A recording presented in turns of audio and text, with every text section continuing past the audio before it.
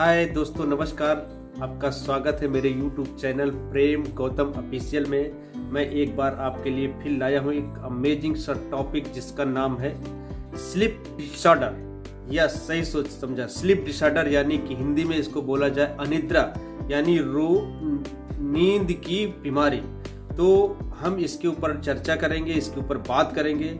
ये अगर देखा जाए ऑलमोस्ट आंकड़ों के अनुसार देखा जाए तो अधिकांश लोग इसके कारण बहुत सारे बीमारी आ रही है, बहुत सारे डे बाय डे बीमार होते जा रहे हैं और इससे बहुत ऐसी बीमारी आती है जिसका हमें पता नहीं चलता और कुछ समय के बाद हम यकायक बीमार हो जाते हैं। तो हम उसके ऊपर आज बात करने वाले हैं। हम बात क्या करेंगे कि ये स्लीप डिसऑर्डर क्या है और ये कितने प्रकार के होते हैं, इसके कौन कौन से इनिशियल में लक्षण होते हैं, सिम्टम्स होते हैं, उसके ऊपर बात करेंगे और इसको हम कैसे कंट्रोल कर सकते हैं इसके ऊपर हम बात करेंगे।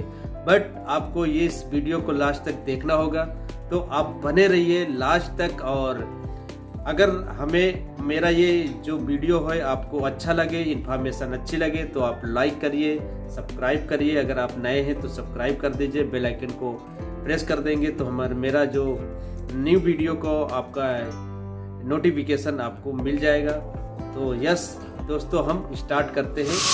जैसे कि मैंने बताया कि स्लीप डिसऑर्डर, तो हम जानेंगे स्लीप डिसऑर्डर क्या है। तो जैसे कि स्लीप डिसऑर्डर को हिंदी में बोलते हैं निद्रा रोग। यानी निद्रा रोग एक ऐसी समस्या है जिसके कारण व्यक्ति ठीक तरीके से सो नहीं पाता है और इसके परिणाम स्वरूप व्यक्ति को दिन में नींद नहीं आती और वो अपने दिन के काम को सही से कर नहीं पाता है। हालांकि कभी कभार इस तरह की समस्याएं होना आम बात होती है, लेकिन अगर आपको रात के समय में सोने में परेशानी होती है, नींद से जगने के बाद थकान महसूस होती है, ऐसी समस्या अगर आती है तो आपको अनिद्रा की बीमारी कह सकते हैं। तो यस दोस्तों, अब हम जानेंगे कि निद्रा से होने वाली रोग के लक्षण क्या क्या होते हैं। तो हम जानेंगे कि रोग के कौन कौन से लक्षण होते हैं। तो यस, तो इसमें सबसे पहली बात तो ये होता है, जैसे ही अगर ये हमें स्लीप डिसऑर्डर होता है तो ऐसा महसूस होने लगता है जैसे नींद पूरी नहीं हुई है। यस, उसी को स्लीप डिसऑर्डर बोलते हैं।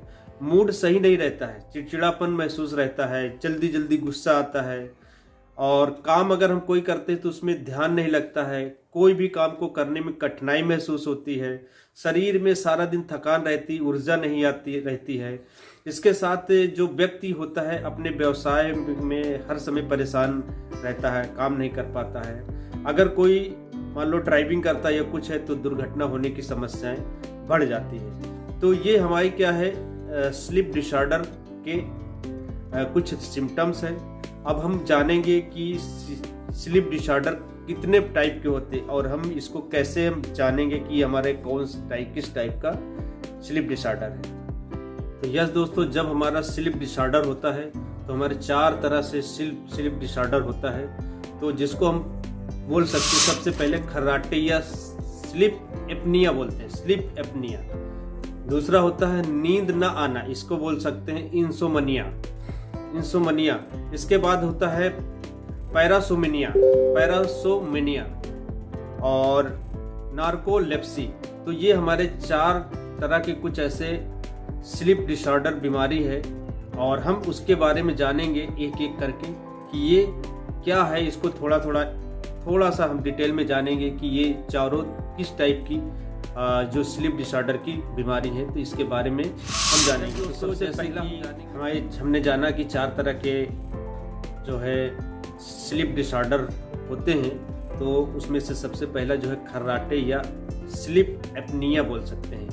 इसमें क्या होता है, यह श्वसन के ऊपरी यानी ऊपर का भाग जो होता है, यानी हम जो सांस हमारा श्वसन तंत्र यहाँ है, इसके ऊपर का जो भाग होता है उसमें रुकावट महसूस होती है। यानी कि हमारे गले में खर्राटे जैसे ट्रैक्ट हो जाता है, उसका जो श्वास लेने का ट्रैक होता है उसमें ऑब्स्ट्रक्शन आती है, जिसके लिए इसको बोल सकते हैं स्लीप एपनिया बोल सकते हैं।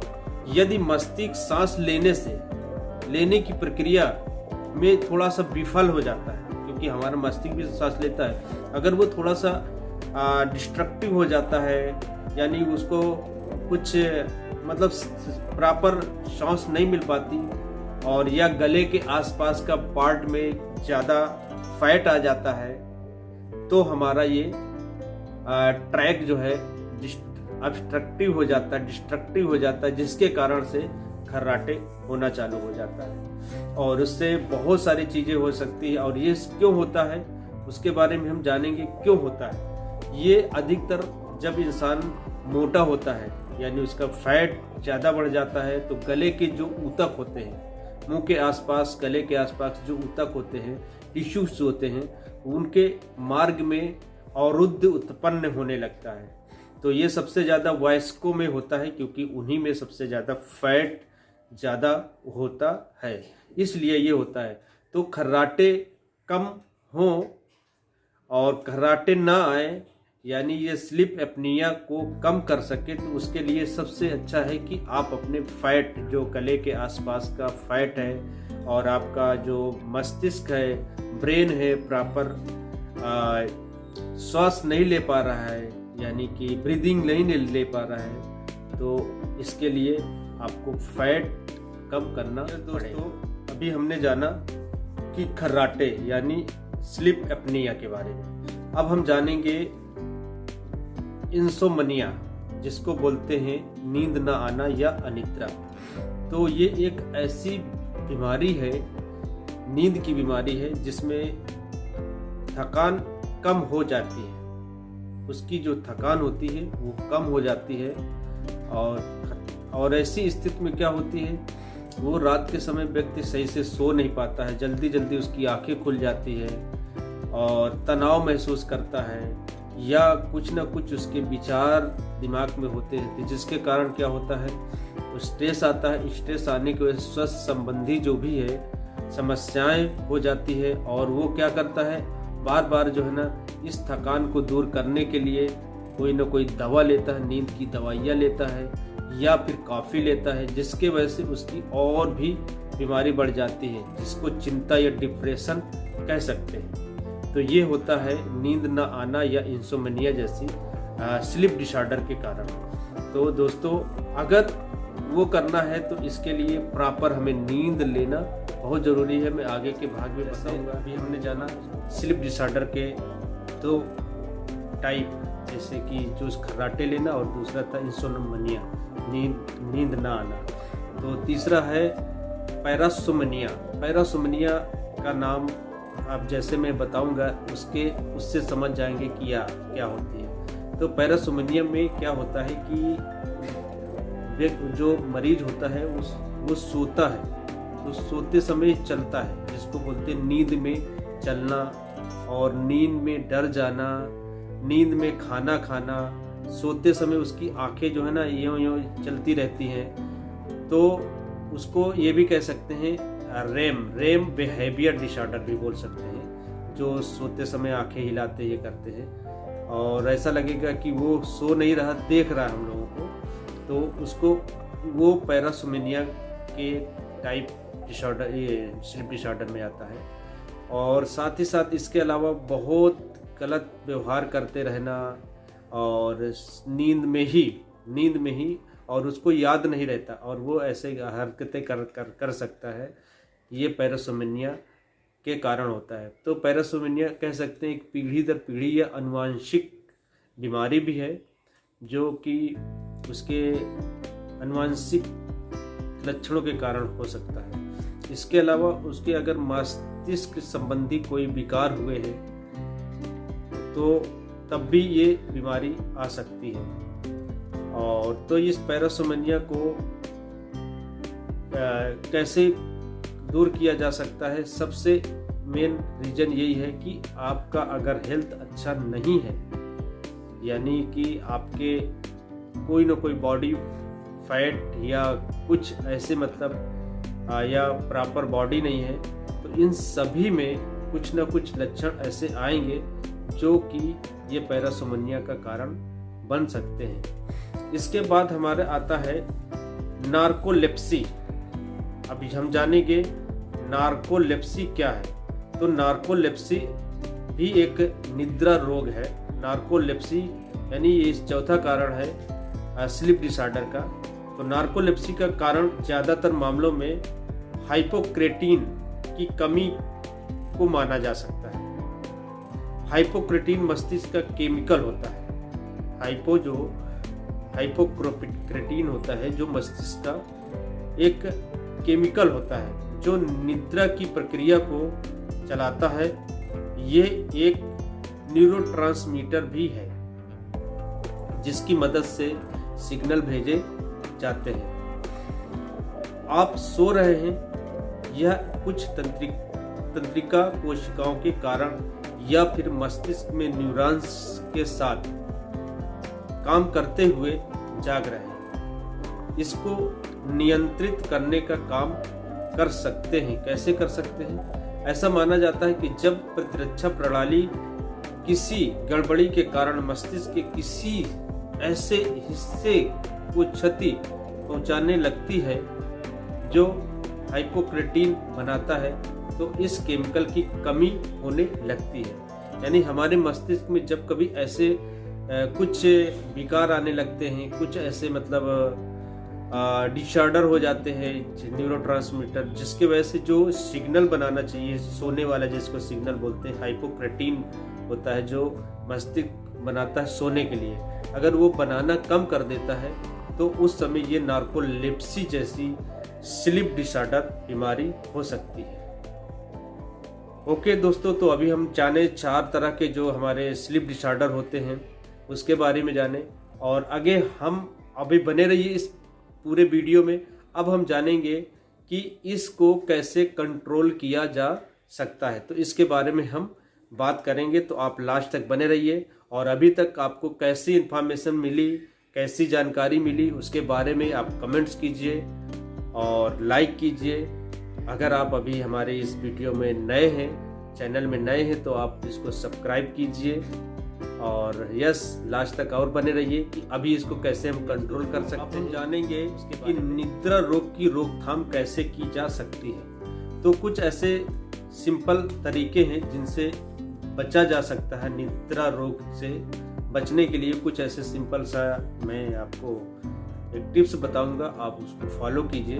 आप 100% आप स्लीप डिसऑर्डर से बच सकते हैं, और स्लीप डिसऑर्डर से बच गए तो बहुत सारी ऐसी बीमारी से भी बच सकते हैं। तो आप नोट कीजिए, जैसे कि रात के समय कोई अन्य काम ना करें, अच्छी नींद को ही प्राथमिकता दें। यानी सोने का जो टाइम है आपका, उस सोने के टाइम को निर्धारित करें। जैसे कि 7 बजे से 9 बजे का एक समय ऐसा होता है कि उसमें अच्छी नींद आती है, तो आप वो नींद को लें। 12 घंटे उसमें माना गया है, लेकिन फिर भी आपकी जो नींद है, कहते हैं कि 10 से 2 बजे के बीच आपको बहुत अच्छी नींद आती है। उसमें सारे स्टेज आते हैं नींद के, हम आपको बताएंगे स्लीप के कितने, तो वो नेक्स्ट वीडियो में आपको जानने को मिलेगा। तो वो आप निर्धारित करें, और इन घंटों में कोई भी दूसरा काम ना करें, ना ही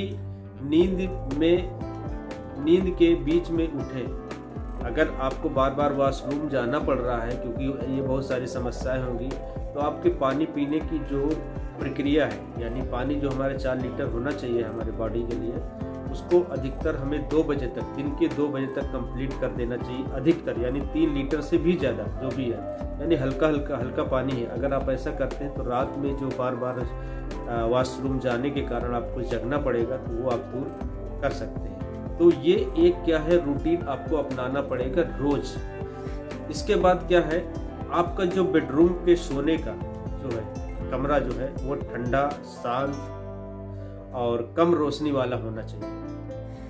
अतिरिक्त शोर को खत्म करने के लिए आप एक पंखे का इस्तेमाल भी कर सकते हैं। साथ ही साथ सोने से पहले यह भी सुनिश्चित कर लें कि आपका बिस्तर व तकिया आदि पूरी तरह से आरामदायक है या नहीं। ये आपको निर्धारित करना पड़ेगा, ये जानना पड़ेगा कि पता लगा आप सोते रहे, आपका तकिया कुछ ज़्यादा वो है, और आप वो करते करते आपके गर्दन में दर्द होने लगा, फिर आपकी नींद खुल गई।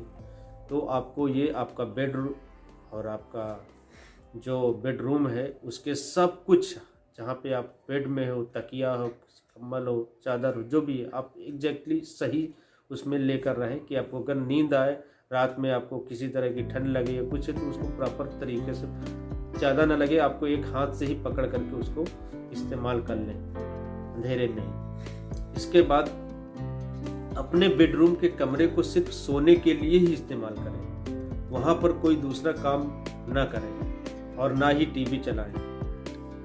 जब आपको थकान महसूस हो रही है तब आप अपने बेडरूम में ही जाएं और ना कि टीवी चलाएं और सोने की कोशिश करें। यदि आप 15 मिनट तक सो न पाएं तो किसी दूसरे कमरे में ना जाएं, कुछ और करने की कोशिश ना करें।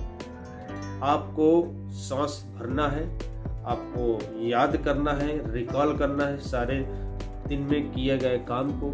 देखिए आपको नींद में काफ़ी इजाफा होगा और धीरे धीरे आपको नींद आना स्टार्ट हो जाएगी। इसके बाद नियमित रूप से आप एक्सरसाइज करें, ये बहुत इंपॉर्टेंट है। एक्सरसाइज करने से आपकी नींद में बहुत सुधार आएगा, लेकिन सुबह व दोपहर के समय अधिक एक्सरसाइज ना करें, ठीक है। अगर आपको नींद नहीं आती तो शाम में आप थोड़ा सा एक्सरसाइज कर सकते हैं, तो आपको काफ़ी वो आएगा। तो आप जो है शाम के टाइम अगर आप एक्सरसाइज करके अच्छा सा मतलब हल्का लाइटली खाना लेंगे तो अच्छा रहेगा, तो आपको प्रॉपर नींद आएगी। नियमित रूप से आराम करने के लिए एक स्थापित समय बनाएं। मैंने जैसे पहले बताया, एक समय बनाएं सही। सोने से पहले किसी भी उत्तेजक पदार्थ को इस्तेमाल ना करें। जैसे बहुत सारे लोगों की आदत होती है, लाओ मैं चाय पी लेता हूँ, सिगरेट पी लेता हूँ, या कुछ अल्कोहल वगैरह या चॉकलेट वगैरह या निकोटिन जैसी कुछ ऐसी होते हैं वो करने लेते हैं। कुछ लोगों की आदत होती है फ़ोन का बार बार इस्तेमाल करना, कंप्यूटर को इस्तेमाल करना, संगीत सुनना, ये सारी चीज़ें छोड़ दें, ठीक है। आपको करें तो आप मेडिटेशन करें। अगर आपको नींद नहीं आ रही, मेडिटेशन करें, आपको उससे बहुत राहत मिलेगी। और रात के समय घड़ी की तरफ न देखें, ये सबसे बड़ी वो है। क्यों?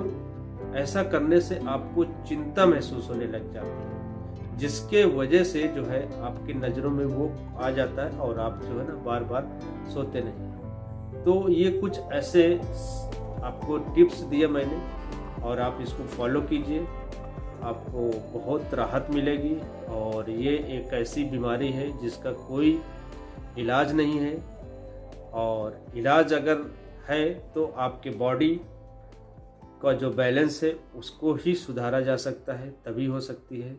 तो आई होप ये वीडियो आप सभी को बहुत अच्छा लगा होगा, और अगर आप सभी को अच्छा लगा है तो यस, मैं आपको फिर से रिक्वेस्ट करता हूँ, अगर अभी तक आपने इस चैनल को सब्सक्राइब नहीं किया है और बेल आइकन को प्रेस नहीं किया है तो आप जल्दी से जल्दी कर दीजिए।